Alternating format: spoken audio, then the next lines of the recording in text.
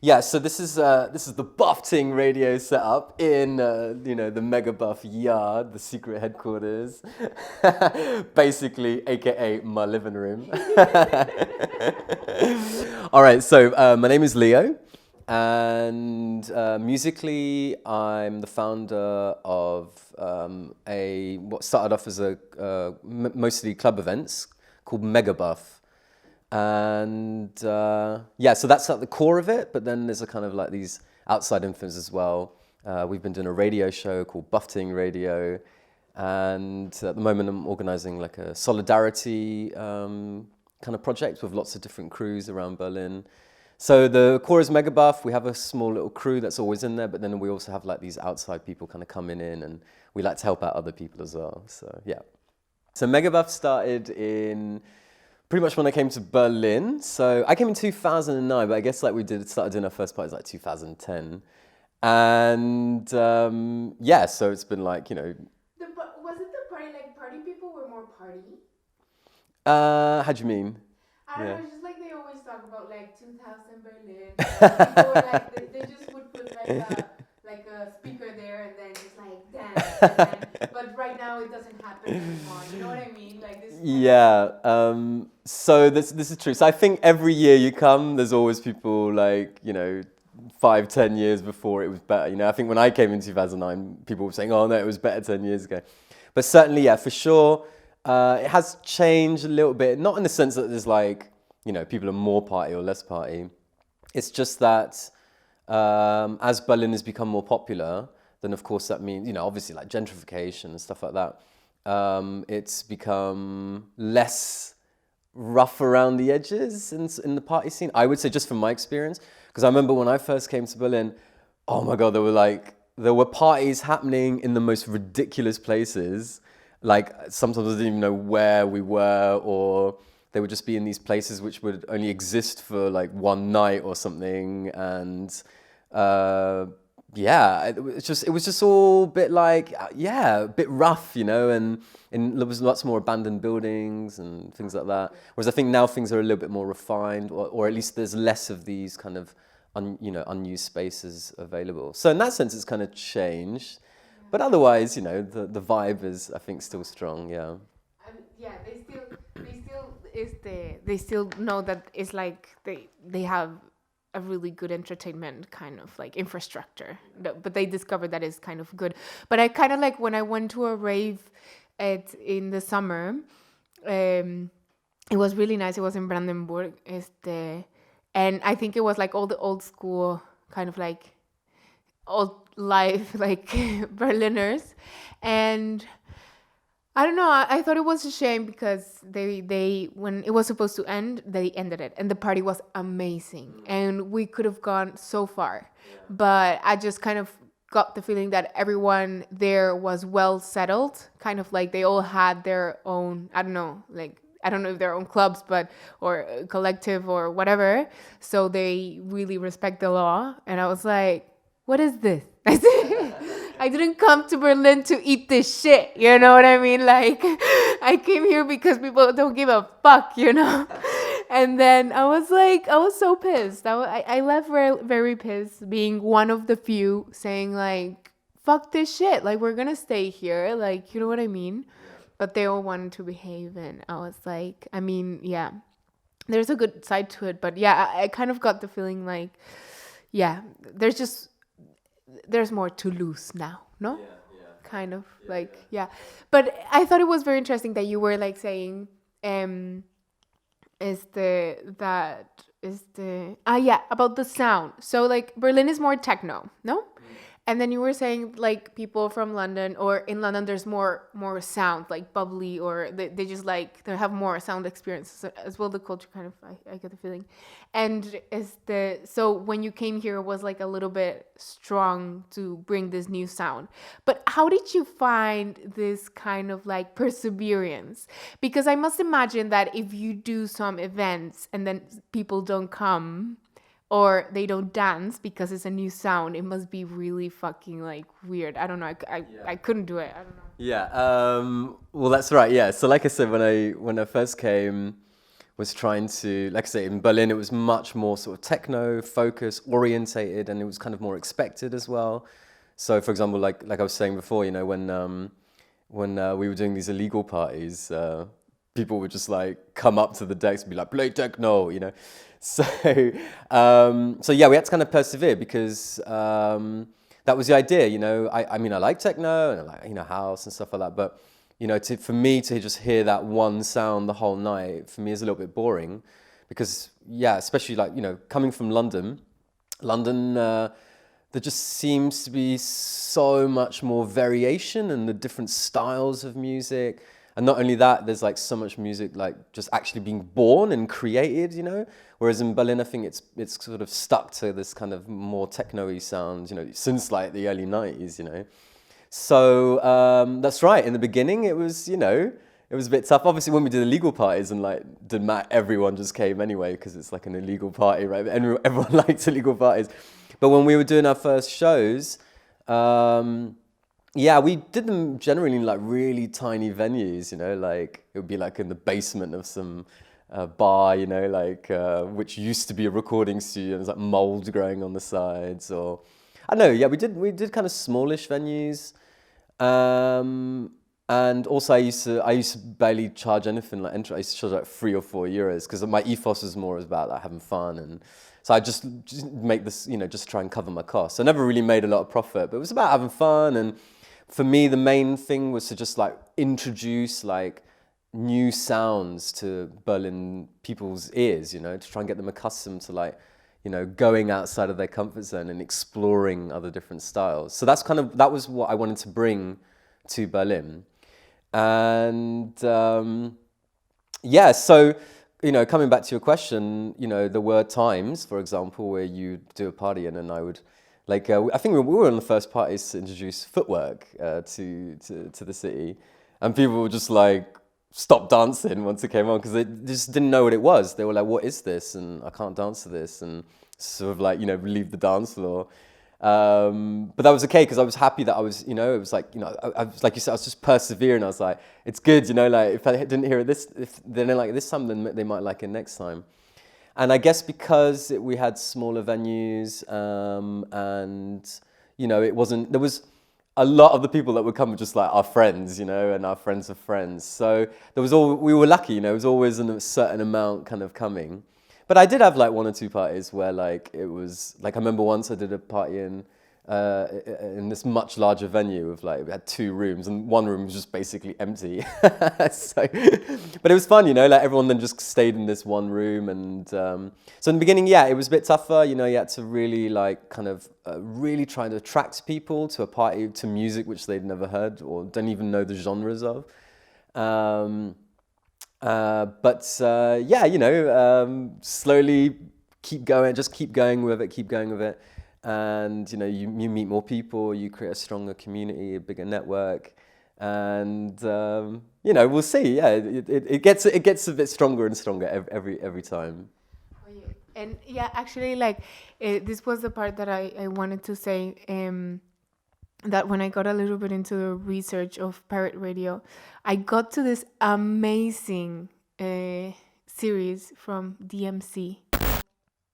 Oh yeah, and then they have a series of the history of DJs in general, and one of them is the pirate radio, because they had like DJs and stuff, which actually I thought it was very funny because the term DJ comes like from a long time, you know, it's just like people playing stuff in the radio, which I didn't even know, like I just discovered that. Yeah, from Disco Jockey, but it was like the radio people. It's like fucking great. And the pirate people, like in the pirate radios, there were a lot of immigrants. And what I saw in a lot of like the episodes, it was that the immigrants that went to England kind of put the pace of new sound, more daring. You know, they want to go there and they want to do whatever they want. They have the same kind of like less to lose, no? And I think that's very interesting because it was like one thing that kind of like kept on putting fashion in sound, if you can call it like that.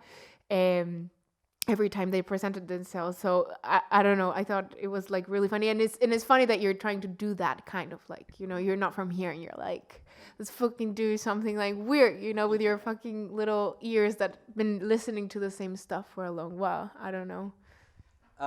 Yeah, 100%. I mean, for sure, you know, I think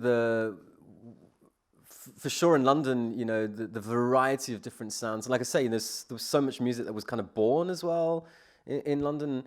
You know, I think, you know, a lot, so you kind of had a lot of music coming from the US, things like acid house kind of coming in. But then, you know, people go into these acid house parties, and, you know, we're talking, this is like I guess the late, you know, 80s, you know, and then as you get to the 90s, you know, these acid house were mainly like just white middle class people going in, and then of course, yeah, what makes music so for me progressive and new is you know, influences of other cultures, you know, because they're adding their own little bits in there. And so with London, you know, then you had this huge Afro-Caribbean community, for example, and, you know, and obviously loads of different cultures, you know, and so when they, you know, they would hear these, and then people would take some sounds, you know, from the US, but then they wanted to kind of make it their own, make it more London, you know, or more UK or whatever. And so then this is, for example, how things like jungle was born, you know, because then jungle, they started taking, you know, like break beats and house, but then they started adding their own flavor into it. They started adding like, you know, reggae into the mix and like dub and just all these influences until something kind of molds, and over time it starts shifting into a whole new genre. And then you have like jungle, for example, right? And then then, you know, then like drum and bass kind of got born out of jungle. And then by now, you know, you got MCs coming on, and these MCs from like all over. And a lot of the people who were doing this music are from like the council estates or like from sometimes poorer background, especially with like, you know, pirate radio. Pirate radio the whole point of pirate radio was it's illegal, and people would set up their own antennas in their own like areas, you know, and they would just transmit to their own, because a lot of the music you couldn't hear on mainstream radio.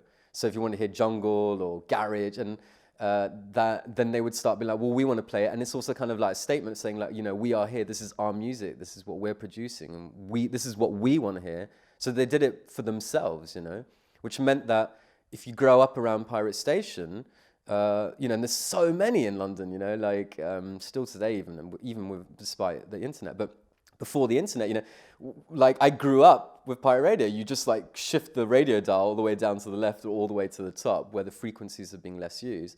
And then you'll tune into a reggae station or a garage station or a jungle station or station like playing a whole mixture like Rinse FM and Cool FM. And, you know, it's like we're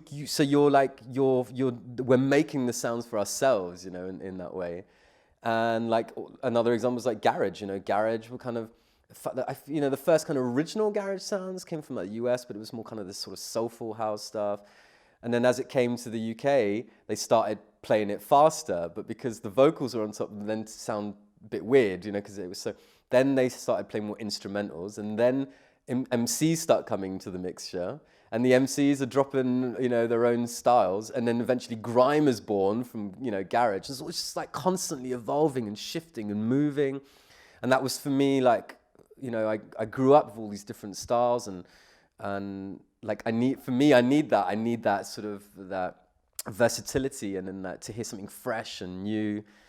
And yeah, like when we used to play, I used to play on a couple of pirate stations, and it's just so much fun, you know, like you're just out there, and then it's because it's a bit of a community, right? So sometimes I'd be sitting in the car, you know, like hanging out with friends, you know, just chilling in the car, and then you'd hear one of your friends like on the radio, and then back then, because, you know, there's no like proper internet or anything, like, so you just had like, you know, mobile phones were just being introduced, so you'd go into the studio and there would be like a studio phone, and then you could like text like your shout outs, you know, like, so big up to Carly, yeah, big up to James, and then you would like big people up. So there's another thing, like you didn't see people's faces, you know, like now it's all kind of like superstar, check me out, I'm the producer, and it's all like, especially with Instagram, it's all about check me out, you can see me visually. Back then you just heard the sounds, and that's kind of in a way like so how grime kind of became different from like other forms of like, if you like compare, if you were to compare it to like, you know, US hip hop,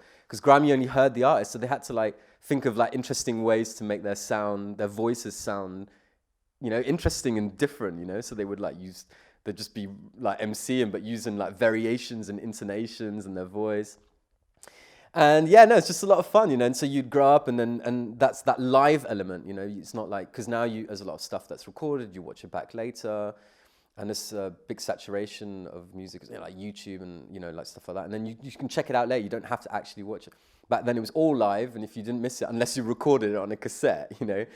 And people would do that. They would record cassettes and pass them around, you know. So I'd have friends be like, "Oh, you got to hear last night's show on, you know, on the Vibe FM, it was sick." And then like you take the tape and you play it in the car, you know, and you're like, "Oh man, that was so good." And especially if you know people who are on the show, you check it out. And so that live element also was great because, you know, you'd be like, "Oh, you just picked me up," you know, like, and then you're really so much more invested. And anyways, yeah, that's a lot of talking. Don't know if I made that all kind of clear, but it gives you a bit of a vibe of all the different kind of sides of what it was like back then, I guess. Yeah, totally. It gives like a big, and I think you're saying something super important that I think, like, for example, the education on younger generations don't have. And actually, I was gonna ask you about that. Like, how did you came to work that voice? Because when you were talking, I was like, what the you know, it's like, that's cracking, that's like awesome, like he just like speaks so well, you know, like real radio kind of. Like, I've never been like in a room, and you know, like sometimes in boiler rooms they put like people that they talk, but I swear I've never been in a room that was just like such a unique voice. And then now that you're saying, it makes total sense, because yeah, like you come from a culture like that pirate radio is like very important to kind of like develop your voice so people can really, I don't know, can sense your like uniqueness or whatever you have, like through only your voice. And but right now we're more focused like on how do you look, like what do you represent like visually, and it's kind of like getting very important. And but I think like it's taking away a lot the sound. Actually, the sound is not that important, you know what I mean, with all this new I don't know, social media kind of like, yeah, communication way. It's so weird like to think it that way, kind of like. Well, that's it. So when I started the radio show, so it's just a live stream, and this is something that I started, you know, properly when the pandemic happened. You know, it was a way to, you know, I'm mostly doing live events. How do I carry on Megabuff? You know, and you know, live radio or streaming became a thing. And so once I set up the live streams, I'd have guest DJs come on. But for me, I was like. So most, like, pretty much, like, you know, 90% of live streams that you see now, it's just like there's a camera and it just points to the DJ and it's just all about the DJ, and then you just watch the DJ doing their thing. Whereas we have a completely different. I wanted to kind of. So for me, it was really important. I wanted to bring that kind of pirate, especially like having played on pirate radio in London and growing up with it and hearing it all the time.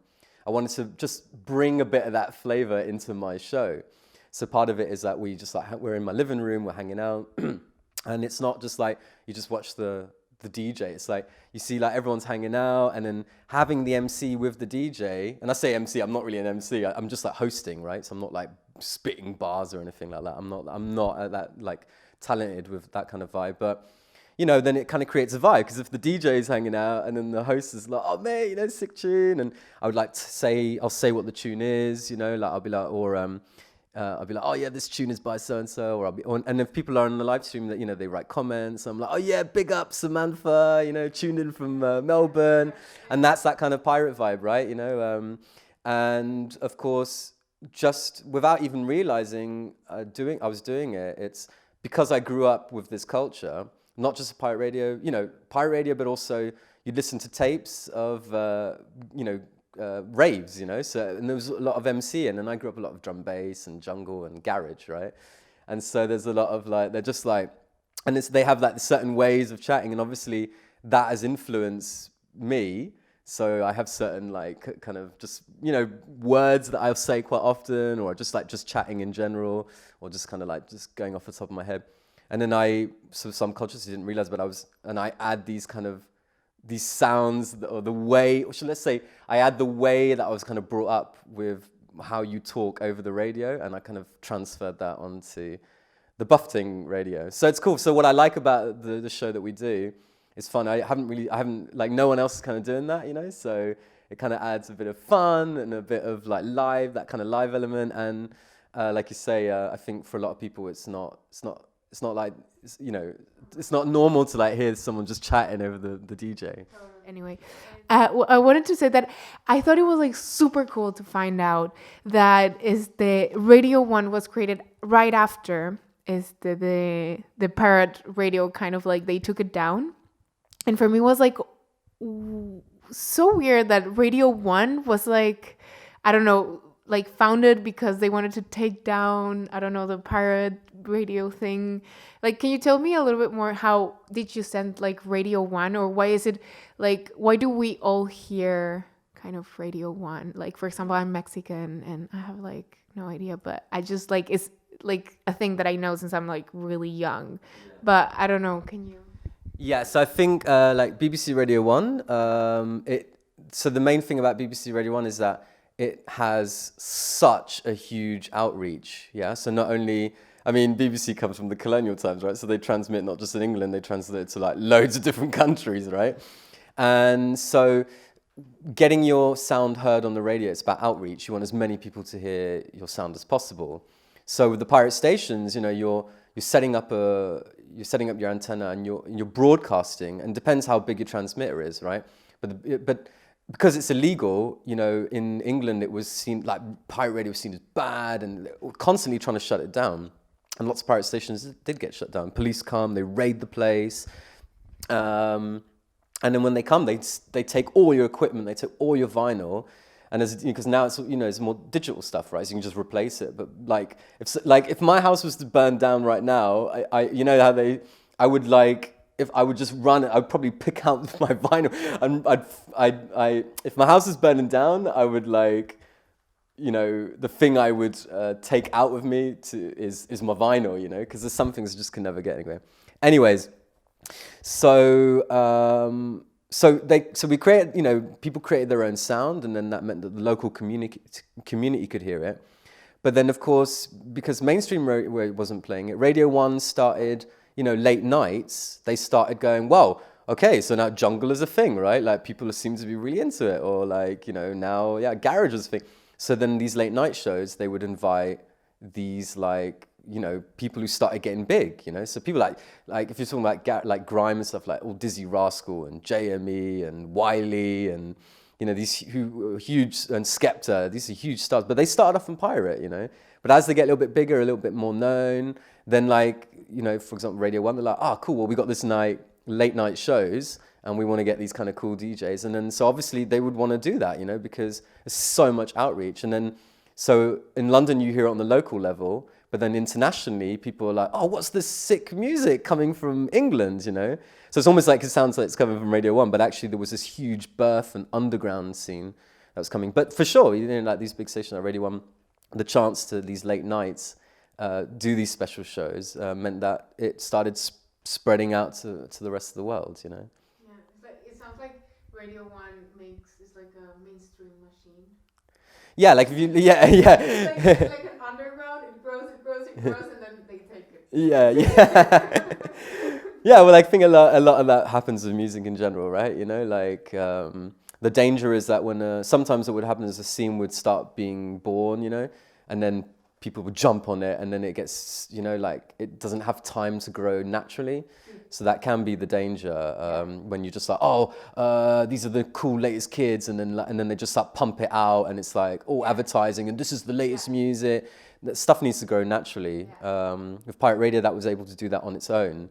Yeah, no, you know, like for sure.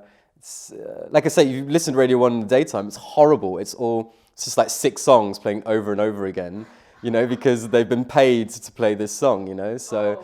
And they get money from it, and it's only these late night shows where things kind of start getting a bit more interesting. But yeah. So oh yeah. Yeah, I actually remember like in my university, the university I studied in Mexico, the radio is kind of like big, like for the independent scene, music scene in the city. So it's like 2 stations that you listen to discover is the music, and one of them is the one from the university. And then my friends that they do produce electronic music, Alonso, they gave him the 11 p.m. Monday night show. Like Monday 11 p.m. No one was listening to it. Like, I don't know if no one, like, a lot of people were listening to it that we follow him. But at the beginning it was so hard for him because he had to be so constant, every week. And then I used to live in front of the university, so he used to like just sleep there. But he would have like all the electronic music scene, like the underground scene from Mexico City, driven to that part of the city, which is not the coolest. Like, you have to really drive far away to get to the university. And I don't know, I thought it was like, and then they moved it, I think, to Friday night, which was like better, but took him like, I don't know, 3 years or something. And but I thought it was like super cool. Like, at least he had a little space and he was bringing all these like super cool artists to play their music. I was like, I don't know, those are like really like, like I said, like perseverance. And I think it's super important anyway, to kind of like spread the word. Oh yeah, and I wanted to ask you, how is it to grow with jungle parties? Oh my gosh. Okay, so all right, so I started me and my mates like get into DJing, I guess, in the like late 90s kind of thing. And by then, sort of jungle, I was still quite young. I was like, still like basically a teenager. So that was out then, and it started kind of shifting more into like drum and bass by this point, a little bit more technical stuff. But yeah, going to like, we used to go to these huge, massive like warehouse parties, and it'd be like 6 rooms, and every one is or like mostly drum and bass, but there'd also be like old school jungle, or just old school as we would call it. And then loads of different parties, but then like garage was starting to become a big thing then as well. And yeah, going to these parties is just kind of, it's pretty like, it's just like non-stop, people just dancing, and a lot of people are high, and I know, sweaty, and everyone's drinking alcohol, but it's just all about the music. People just like proper raving to the music. With the garage scene, so like jungle and drum and bass was just more about the music. But once drum and bass came around, it's because it started getting a bit more kind of technical and a bit more harder. Then it's quite funny because then at this point, like, there were less girls on the dance floor, right? There were more boys, And then this is when like, the second rooms would be playing garage, and then it was a bit more funky and a bit more like, happy, and then obviously I got more girls going into these other rooms, and then garage. So in a way it's funny, it's like obviously the sound is cool, but just the fact that you're in a club and there's less, if there's no girls on the dance floor, you want it to kind of be like, you want everyone to be on the dance floor, right? And so in some kind of like, primal way, like just the fact that there are more girls in that room kind of makes it, like, let's go to that room, And so it becomes like, and then these smaller rooms now become bigger rooms, But so yeah, well, garage starts coming in, and that's a bit more funky and soulful, and people are like kind of throwing shapes and stuff, and then it starts becoming a little bit more like, check me out, check out my bling, and with the shirts and wearing. And then of course grime comes in, and then that becomes a bit more harder, and then it's more MC focused, and then it's almost like a live show kind of thing. But whatever happened, you'd always have DJs and you'd have the MC, right? So the DJs come on, and then you'd have like 2, 3, 4, 5 DJs all playing at the same time, chatting at the same time, spitting at the same time, and it's just fun, because there's always this live element, and you'd have the MC, and they would always have like things that they would say over, and like little rhymes that everyone knew, and it'd be like, yeah, okay, super K, and everyone's like repeating the bar and shouting it out. So yeah, it was a lot of fun. Yeah, a lot of fun. I don't know how much it's, like I say, it's, raving is raving. I don't think that ever changes, but that the live element with the MCs is not, I've never seen that in Berlin. I've never seen like MCs stepping up on the mic, you know, whilst, you know, No. yeah, not like, yeah, exactly. No, that's something you don't do. Yeah. That's something you would never do here, I see. But I think that's my dream. One day, it's like, there you go. No, but I think I would be more like the ones that, Las Palmas, you know, like more like Latin kind of like, you know, kind of like cheering the party. But yeah, it's one of my dreams to put like some speakers. Paula says that one day we're gonna do it. I hope it comes. Do you sometimes do MC here? No, I haven't had. No, I think I'm careful because I don't want to do. Because so, like sometimes on some, depending on the sounds, right? So if you go to like a live drum and bass party or like it can just be constant, like non-stop, and you know it's just non-stop MCing. So it can be, and I think if you're in Berlin, you're not used to that. It can be a bit too much, just like constantly hearing MCing. So like when I do it, I don't really like MC or like, you know, I try not to talk like the whole way. Just like every now and again, you know, just to kind of say stuff over. But that's just more for the live element, you know. But in terms of, you know, having MCs on the show, no, I would, I guess, but I haven't met any. Like any MCs that I know, they're like, I'm a hip hop MC, you know, and that's just a completely different thing. I haven't met any sort of like, I'm just like an MC that spits bars over like some jungle tracks or like some Afro beats or like Bali or whatever, you know. So yeah, I think it's like I said, it's not like I'm trying to change the game or anything, like, you know, and I think a lot of people just find like MC annoying, you know, especially if you're not used to it, you know. Like, I remember when I first heard it, I was like, can you just shut the fuck up? Well, you know, it depends, you know, like depended, you know, kind of depends what you're used to.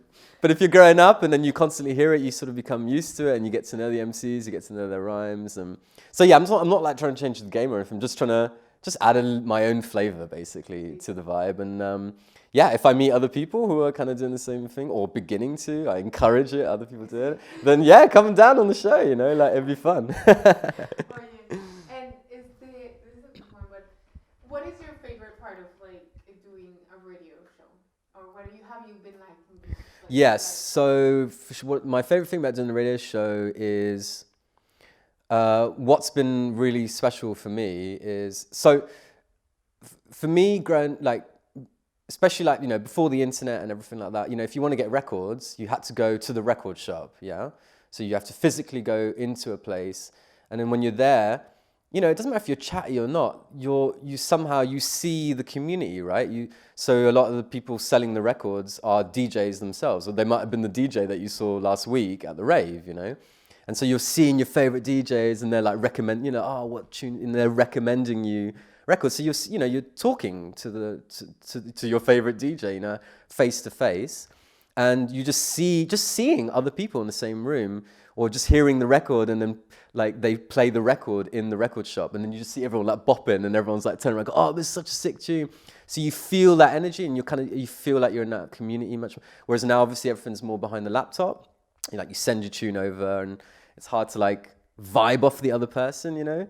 So yeah, like me growing up was like, we used to just have 2 turntables and a mixer, and we just invited all our friends in one room, and then it was always like someone would play a record and be like, oh, I got to, you know, do one better than them, but you're being influenced by their music, because you're just by the sheer fact of being in the same physical space.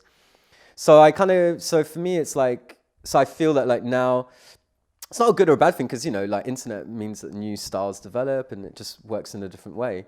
But I do miss that element of community and that element of like just vibing off of each other. So when it comes to the radio show, what's been really great is that pretty much every time I do a show, I invite a guest, you know, a guest DJ. I get someone who I respect, or I just think is cool, or it could just be a friend, you know, like it doesn't have to be anyone super big. It just be, or sometimes people reach out to me like, oh, I like the show, can I play? And I'm like, yeah, sure, you know, come on. So I'm meeting like all these really interesting people, and because it's not like, I think, you know, there are like some streams where you just get as many DJs and like, you know, as possible every single day, which is fine because it has its place, you know. But with mine, it's just more of a like people come in my living room, and then, you know, we have a chat, and then we go live, and then after we go live, we chat, we chill out, we have a drink and we discuss music. And so then it's like you're kind of creating more of a bond, So like if I was doing parties before, like you book a DJ, they come in, you're like, oh, nice set, yeah, have a shot at the bar, and then they kind of go off and you go off, you just go your separate ways, and you kind of obviously keep contact on the ones that you really got on with. But here it's like I know every person that's coming on the show, I know them by first name. We've talked about music and just stuff in general. So I feel like I've met so many interesting people, and I feel like there's I like to think that I'm helping to create a music community, especially within the kind of music that like we try to represent on Megabuff. And for me, that community thing is it's super important. And I think like also, obviously I think it can be easy to forget, like, because now, like, especially, like with the Instagram age, it's like, it's all about self-representing yourself. Everyone, which is good because that means everyone can market themselves, But then there's a lot of focus on the individuality side, like this is me and this is what, like check me out. And I think sometimes people can forget that it's also like the stronger the community is, then actually the more that empowers you as an individual as well. And if I'm trying to represent a certain style of music, if I'm meeting other people, then it's like we can vibe off of each other, and then we can like unite, and then we can spread that music gospel to more ears, And so that's what I try to do. For me, it's really important to keep that and build on that community spirit. Yeah, I think one can get like really lost, like if you kind of like how you say, like just focus on your stuff, on your music. You need to get some input, and it needs to be from friends. You know what I mean? Like it needs to be from your people, and that's how new things are born. It's like it's sharing. It's sharing. It's like, I don't know. It's like we kind of forget, and that's the thing. Sometimes I really do feel that, sometimes going to some parties and then it's good. Amazing, like music and all, but that's like, let's not forget we're there for the music. Like we're there for sharing some nice sounds, maybe talk about them, like maybe offer something new, maybe we're just like there because of the music. And I don't know why sometimes I feel like I don't know, people forget that, and as well party hosts forget that, and as well as the radio like producers forget that, like we want music, and we want to share those things. And I think that's super important. And because you get lost with all that information, all that, oh yeah, I'm a DJ, and this whole superstar thing is so, I don't know, it's so tricky, because then it's not people's fault, because sometimes we grow up with it, but I just feel like it's like, man, are you in it or not? Like, let's make something together. But then there's no real like motivation, and that kind of like slows it down, kind of. Yeah, absolutely, yeah. Like, well, it's just, well, like you said, I think if you're at the party because that's just the cool party to be, and you're just like peacocking your feathers around, which is good. That's part of the vibe, right? But if you're just like if you're just there because like I'm just too cool for school, then it's like it takes away the element of the fun of the whole atmosphere, Because when you want to go party, I mean, the thing about clubbing, I mean, one of the reasons that people go to clubs, to raves, is because they want to hear the music, but it's also because they want to let go, and they want to let out their inhibitions, and they want to feel free and not judged, right? You just want to dance the night away. And once you start getting a bit like, oh, I'm all this, like, it's all about me and look at me, it's like, yeah, I mean, you look cool, but like, everyone looks cool, and it doesn't matter if you look cool or not, it doesn't matter, it's just all about the music. For 15 minutes, I want 40 minutes of entertainment, I see.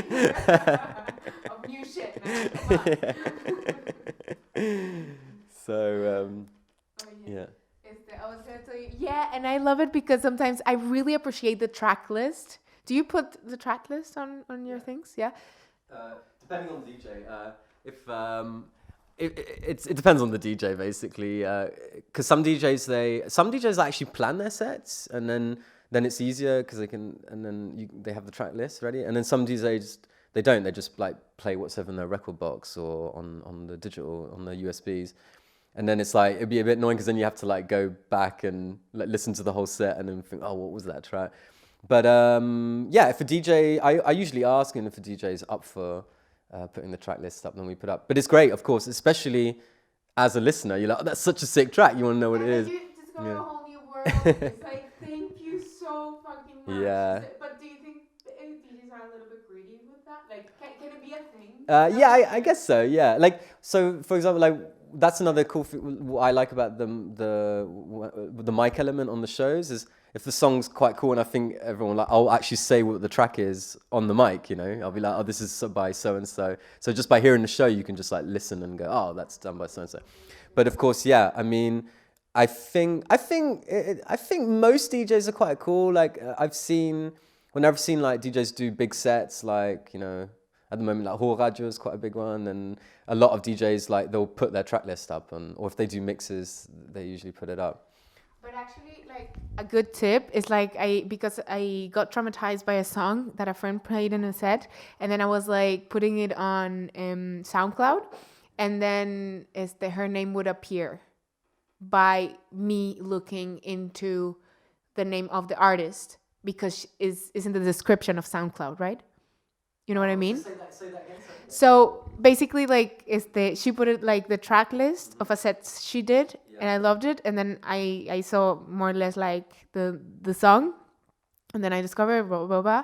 And then I searched the song, and the singer in the how do you say, searcher, yeah, and her set would appear. You know, because you're putting the name of the artist, so in the database is in the database, like the track list, her track list, and the name of the artist is there. You know what I mean? And that's a really cool like way so people can discover you. You know, they're searching for X song, and then they see that you just played it on a set, and I think it's actually really good. I was like, oh my god, like her name is appearing and you know, in the third like place because it had couple listenings, and I was like, it's a cool way as well. It has like its pluses. Oye, well, I think we covered like quite a lot. I don't know if you wanted to talk or say anything else about like your experience or anything. Let's have a think. No, I guess. Yeah, I'm trying to think if I need to say anything else. All I can tell you, yeah, I don't know. You need to confess. Yeah, I'm actually. I'm adopted. Yeah, no. I only just found out yesterday. I'm having a bit of an identity crisis.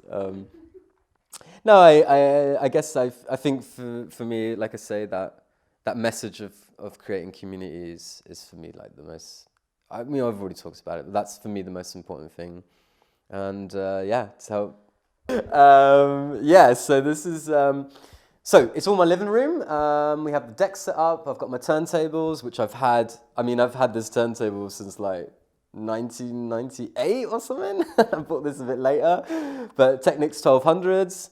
Most people are DJing nowadays with USB, like digital sticks. So I also have this unit as well. And this is like a mixer built into the two, you know, like CDJs, but in this case, like, yeah, digital controllers. And yeah, so most people come on, they're using this, and then it's pretty easy, you just plug in your USB, and then you have the display, it tells you all the information, and then that's the mixer, right? So the music comes, and then you can plug, and this is great. So this is like this pioneer unit. It's called XDJ, but I call it the magic machine because you can literally do anything with it. Like you can plug anything into it. So you can do all kinds of effects and variations of. You can like really switch up the mixing styles, you know. Whereas a lot of vinyl, it's a lot more sort of like, you know, you just play it and then, you know, you can do some small effects through the mixer, but not a great deal. But with the digital stuff, you can re-loop bars and switch it backwards and go forwards and all kinds of stuff. So yeah, most people come on. This is where they're DJing. I'm like hanging out over here. We got my speakers. I got a subwoofer down there, and we just have a dance. Yeah, we dance, we play music, we vibe, and yeah, it's a lot of fun. And we have basically a little rave up in the room. Here's the mic, and these are all my records, voila, which I've been collecting since mid-90s. Yeah, got a lot of memories with these guys. And that's pretty much it. And then I just have, so I do it pretty simple. I think some people when they do they have this super intense, technical setup, but I like to keep it a bit raw, back to my pirate vibe. I just film through the camera, like my mobile camera, and I just put it up here, and so it's a bit more of you can see the whole vibe kind of going on here. And it's just fun, yeah. And the cable thing you said? So the cable, so I have, what I do is I basically have I added these cables in, that plugs into the back of the mixer, and then I feed the sound into the phone. You feed the sound into the phone. and then because the phone is broadcasting, then the audio is being broadcasted onto whatever channel that you're using. So that way you get proper audio. It's not like the sound coming out of the phone, that'd be lame. So you hear you hear the proper audio. So the phone is the one connected to you too. Yeah, so I'm actually, it's kind of weird. So there's lots of ways of doing it, but I'm broadcasting the audio and the image from my phone onto, in this case I'm using YouTube. So I'm kind of broadcasting onto YouTube live at the time, and it's like a 10-second delay. From the phone. Yeah, from the actual what's happening in the room to what you see on the video screen. And what are the how do you say? Can I see the cable entry? Does it go to the phone one?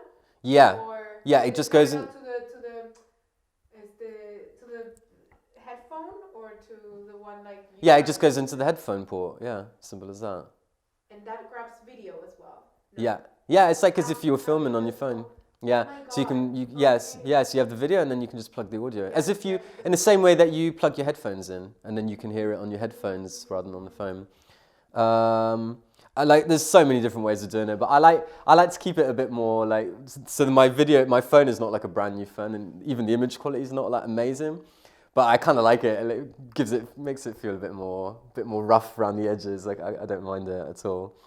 I could get a setup. I could have different cameras, and then you can switch between cameras. But I'm not that invested in doing a huge, getting all the kit and stuff. I quite like the vibe that we have already. So, and like I say, when I play the show, I